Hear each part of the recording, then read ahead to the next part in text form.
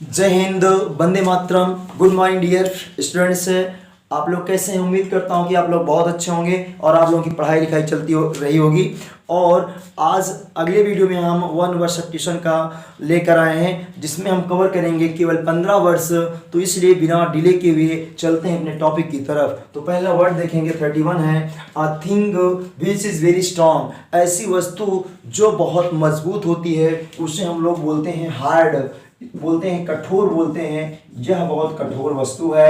उसके बाद बोलते हैं तो अगला नेक्स्ट पॉइंट है मेरा through which can not be seen. ऐसी वस्तु जिसके पार में हम नहीं देख सकते हैं तो इसके बोला जाता है अपारदर्शी।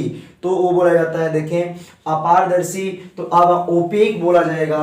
अपारदर्शी का ओपेक, ओपेक बोला जाएगा अपारदर्शी, ओपेक बोला जाएगा अपारदर्शी। नेक्स्ट इसी का विलोम है through which can be seen, जिसके द्वारा आर पार देखा जा सकता है उसे पारदर्शी बोला जाता है। और इंग्लिश में बोला जाता है ट्रांसपेरेंट, और उसे हिंदी में बोला जाएगा पारदर्शी बोला जाएगा। नेक्स्ट पॉइंट है अगला point, one who looks at the bright side of life.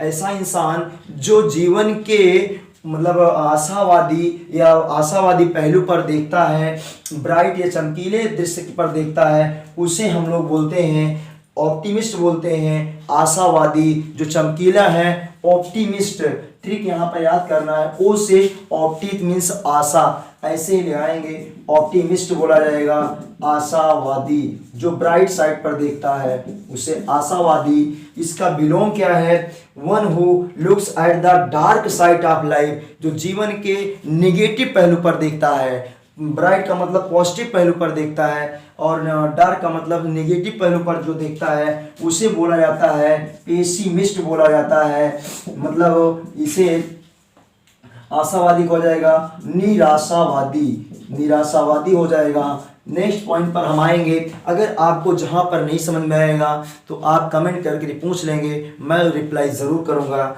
Next point है a man who believes in fate.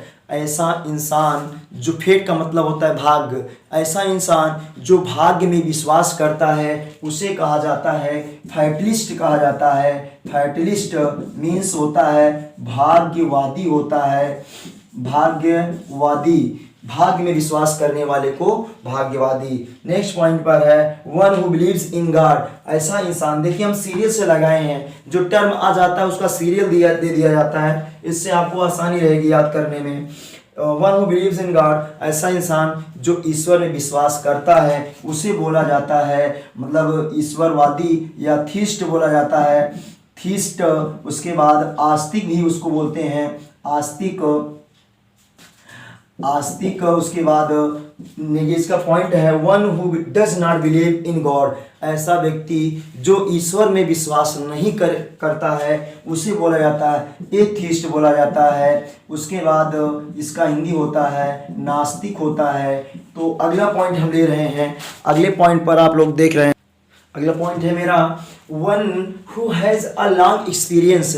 ऐसा इंसान जिसके पास बहुत ज़्यादा अनुभव होता है, बहुत ज़्यादा होता है अनुभव, उसे हिंदी में बोलते हैं अनुभवी और इंग्लिश में बोलते हैं वेटरन, VETERAN, वेटरन बोलते हैं और हिंदी में बोला जाता है अनुभवी। नेक्स्ट पॉइंट पर हम देखेंगे पर्सन्स माने ऐसे व्यक्ति, हु माने जो वर्क के काम करते हैं, इन द सेम टाइम ऐसे व्यक्ति जो एक ही समय में काम करते हैं उसे बोला जाता है कंटेम्पररीज बोला जाता है, कंटेम्पररीज बोला जाता है। जो एक ही समय में काम करते हैं तो इसे बोला समकालिक बोला जाता है, समकालिक व्यक्ति बोलते हैं, समकालिक व्यक्ति, एक ही समय के व्यक्ति जो हैं वो काम करते हैं। या समकालिक कार्यकर्ता बोल सकते हैं, कार्यकर्मी बोल लेंगे, हिंदी कई निकल सकती है, कार्यकर्ता एक समय में जो काम करते हैं। अगला पॉइंट है persons who work in the same office. दोनों में डिफरेंस है, यहाँ पर सेम टाइम दिया गया है और यहाँ पर सेम ऑफिस दिया गया है। तो एक ही समय एक ही ऑफिस में जब सारे लोग काम करते हैं तो उसको बोला जाता है कलीग बोला जाता है, कलीग, कलीग बोलते हैं, इसको बोला जाता है सहकर्मी बोला जाता है। और जब एक समय में रहेंगे तो उसको कंटेम्पररीज बोला जाएगा। नेक्स्ट पॉइंट पर आते हैं हम लोग, that is fit to eat, ऐसी वस्तु जो खाने के योग्य है उसे क्या हम बोलेंगे, उसे ईडिबल बोलेंगे। ईडिबल मीन्स खाने योग्य है वस्तु, खाने योग्य हिंदी में है। नेक्स्ट है a thing which is not fit to eat, ऐसी वस्तु जो खाने के योग्य नहीं है, इसका अपोजिट है, उसे इनएडिबल बोला जाता है, मतलब ना खाने योग्य, ना खाने योग्य। नेक्स्ट पॉइंट पर हम चलते हैं, that is not in use, यहाँ पर रहेगा that is not in use, ऐसी वस्तु या ऐसा प्रचलन जो अब हमारे प्रयोग में, या ऐसी परंपरा जो अब हमारे प्रयोग में नहीं लाई जा रही है, उसे कहा जाता है अबसोलीट बोला जाता है। अबसोलीट मीन्स होता है अप्रचलित, अप्रचलित बोला जाता है।